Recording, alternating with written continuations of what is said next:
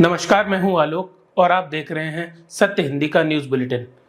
नजर डालते हैं अब तक की खबरों पर। कर्नाटक सरकार में मंत्री प्रियांक खड़गे ने शनिवार को दावा किया कि राष्ट्रीय स्वयंसेवक संघ के एक आंतरिक सर्वेक्षण के अनुसार भारतीय जनता पार्टी लोकसभा चुनाव में 200 सीट भी नहीं जीत पाएगी।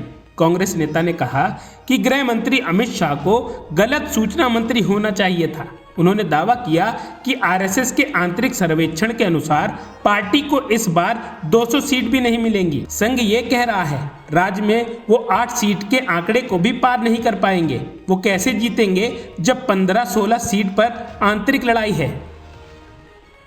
लद्दाख में सोनम वांगचुक ने एक्स पर एक वीडियो शेयर किया जिसमें उन्होंने कहा लेह को युद्ध क्षेत्र में तब्दील किया जा रहा है। शांतिपूर्ण युवा नेताओं को गिरफ्तार करने का प्रयास जारी है।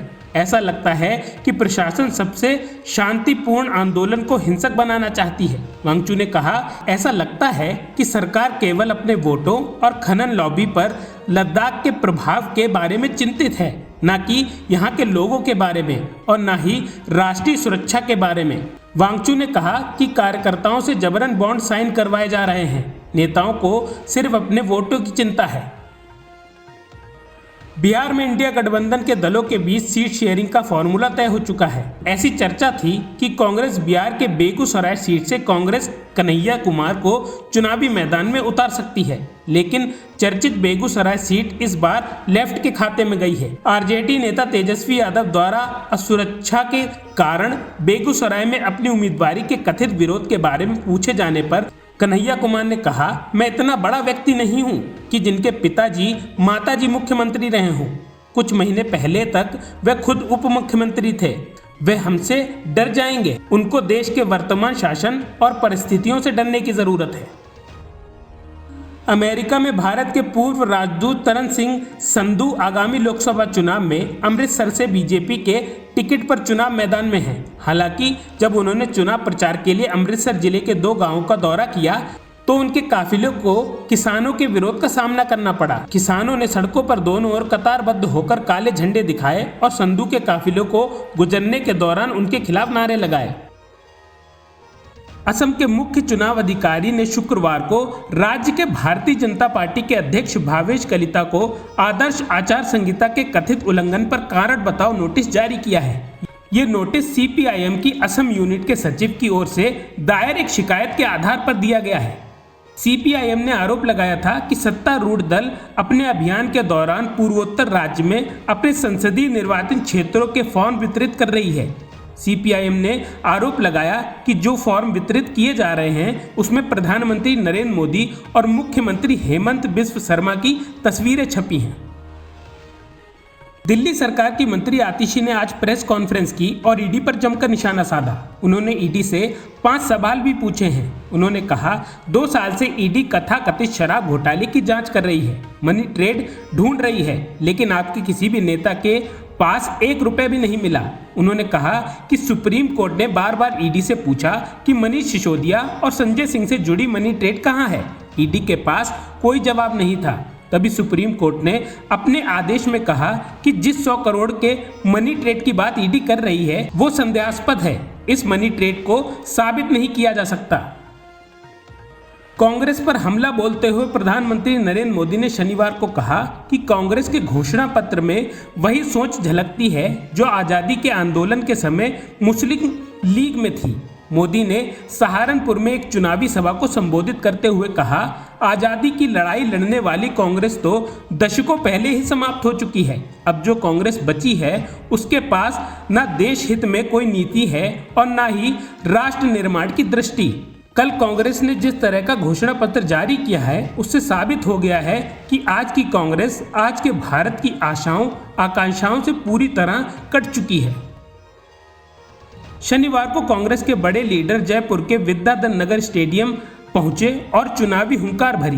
बता दें कि लोकसभा चुनाव 2024 को लेकर कांग्रेस की ये पहली बड़ी जनसभा है। इस दौरान कांग्रेस अध्यक्ष मल्लिकार्जुन खड़गे, सोनिया गांधी और प्रियंका गांधी समेत पार्टी के बड़े नेता मौजूद रहे। पूर्व कांग्रेस अध्यक्ष सोनिया गांधी ने बीजेपी पर निशाना साधते हुए कहा कि हमारा देश पिछले 10 सालों से ऐसे हाथों में है जिसने गरीबी और महंगाई को बढ़ाया है।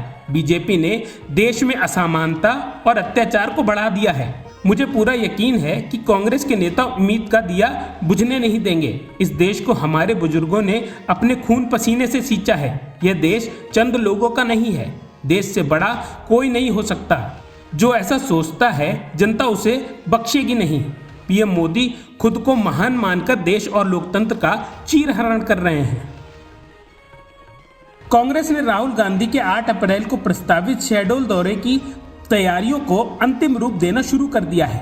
बाणगंगा मेला मैदान पर दोपहर 2 बजे राहुल गांधी जनसभा को संबोधित करेंगे। कांग्रेस ने शहडोल में फुंदे लाल सिंह मार्को को उम्मीदवार बनाया है।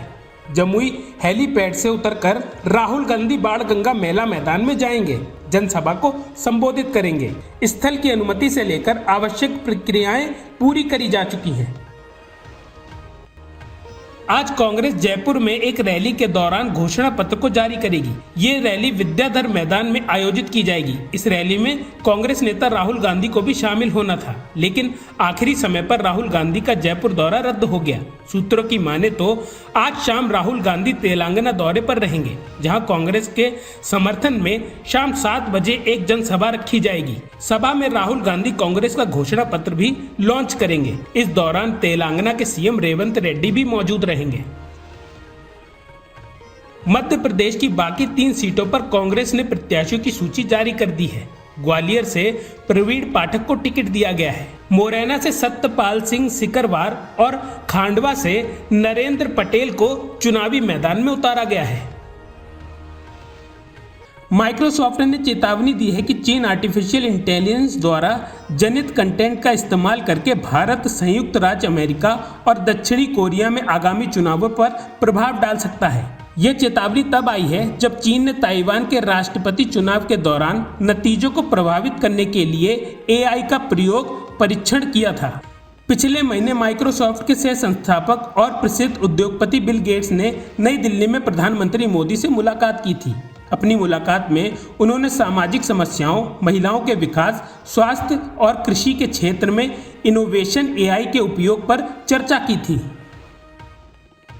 पश्चिम बंगाल में पूर्वी मिदनापुर के एक गांव में दिसंबर 2022 में हुए बम विस्फोट मामले में 2 आरोपियों को गिरफ्तार करने गई राष्ट्रीय जांच के अधिकारियों की एक टीम पर ग्रामीणों ने शनिवार को हमला कर दिया। एनआईए की टीम ने बलाई चरण मैती और मनोवरत जाना को सुबह उठाया था, जिस पर एजेंसी ने क्रूड बम बनाने की साजिश के सक्रिय रूप से भाग लेने और उसके लिए समर्थन देने का आरोप लगाया था। इस घटना के कुछ घंटे बाद तपन में बालूरघाट लोकसभा सीट के लिए चुनाव प्रचार को संबोधित करते हुए ममता ने एनआईए के छापे पर सवाल उठाया। ममता ने पूछा, क्या चुनाव आयोग चुनाव करा रहा है या एनआईए या सीबीआई करा रहा है? ममता ने पूछा, अगर भाजपा 400 से अधिक सीटों के साथ सत्ता में वापस आने को लेकर इतनी आश्वस्त है तो हमारे एजेंटों को गिरफ्तार क्यों किया जा रहा है? हरियाणा के कैथल में जब आम आदमी पार्टी ने रैली की अनुमति मांगी तो उसके जवाब में आपत्तिजनक बात लिखा पत्र मिला, जिसके बाद 4 कंप्यूटर ऑपरेटर और 1 जूनियर इंजीनियर को सस्पेंड कर दिया गया। आम आदमी पार्टी ने शुक्रवार को यह गंभीर आरोप लगाया। पार्टी की ओर से कहा गया कि इलेक्शन डिपार्टमेंट से संबंधित अधिकारियों से 2 चुनावी कार्यक्रमों की अनुमति मांगने वाले आवेदन को अस्वीकार कर दिया गया और यही नहीं, जवाब में अभद्र भाषा का इस्तेमाल किया गया। दिल्ली आबकारी मामले में तिहाड़ जेल से बाहर आने के बाद आम आदमी पार्टी के राज्यसभा सांसद संजय सिंह भारतीय जनता पार्टी के खिलाफ पहले से ज्यादा सख्त नजर आ रहे हैं।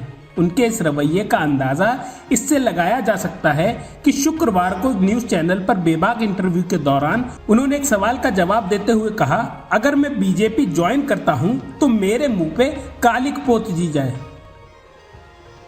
डीएमके नेता और तमिलनाडु के मुख्यमंत्री एमके स्टालिन ने इस लोकसभा चुनाव को स्वतंत्रता के लिए दूसरा संघर्ष करार दिया है। उन्होंने कहा, ऐसा महसूस होता है जैसे हम स्वतंत्रता के लिए दूसरे संघर्ष के बीच में हैं। स्टालिन ने कहा, यह संघर्ष भारत के मूल तत्वों की रक्षा से जुड़ा है।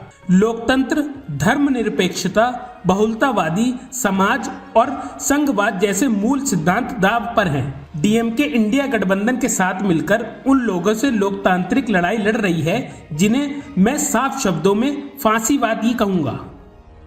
उत्तर प्रदेश के मुख्यमंत्री योगी आदित्यनाथ ने शुक्रवार को अलीगढ़ में आयोजित एक चुनावी सभा में मंच से राम नाम सत्य करवाने को लेकर एक नया बयान दिया है। इसके बाद कई सवाल उठ रहे हैं, क्या उन्हें ऐसा बोलना चाहिए था? सवाल ये उठ रहा है, क्या किसी प्रदेश के मुख्यमंत्री पद पर बैठे व्यक्ति को ऐसे वाक्यों का प्रयोग करना चाहिए? अलीगढ़ में हुई इस चुनावी सभा में उन्होंने कहा, किसी ने सोचा होगा कि बेटी और व्यापारी रात में भी सुरक्षित निकल सकते हैं। हम सिर्फ राम को लाते ही नहीं हैं, बल्कि बेटी और व्यापारी की सुरक्षा के लिए जो खतरा बने हैं उनका राम नाम सत्य भी करवा देते हैं। मिडिल ईस्ट में जारी तनाव कम होने का नाम नहीं ले रहा है। इजराइल गजा के बीच पिछले 6 महीनों से जारी जंग अब थमने का नाम नहीं ले रही है। इस बीच एक और युद्ध का खतरा बढ़ गया है। ब्लूमबर्ग के मुताबिक ईरान ने इजराइल पर हमले की चेतावनी देते हुए अमेरिका को पीछे हटने को कहा है। ईरान का कहना है कि अमेरिका अलग हट जाए, क्योंकि वे सीरिया में अपने वाणिज्य दूतावास पर संदिग्ध इजरायली हमले के जवाब की तैयारी कर रहा है। इसी बीच मिडिल ईस्ट में ईरान के मुख्य प्रतिनिधि हिजबुल्लाह ने इजराइल को युद्ध के लिए तैयार रहने की चेतावनी दी है। क्लाइमेट एक्टिविस्ट सोनम वांगचू ने लेह में LAC से लगे इलाकों में पश्मीना मार्च निकालने का ऐलान किया है। 7 अप्रैल को निकाले जाने वाली पश्मीना मार्च में हजारों लोगों के शामिल होने की संभावना को देखते हुए लद्दाख प्रशासन ने लेह में धारा 144 लागू कर दी है। साथ ही इंटरनेट बैन का आदेश भी जारी किया है। आदेश के मुताबिक इंटरनेट सर्विस को 2G तक कम कर दिया गया है। यह आदेश लेह शहर और उसके आसपास के 10 किलोमीटर के दायरे में शनिवार शाम 6 बजे, रविवार शाम 6 बजे तक लागू होगा। अब तक की खबरों में बस इतना ही। आगे की खबरों के लिए बने रहिए सत्यहिंदी.com पर।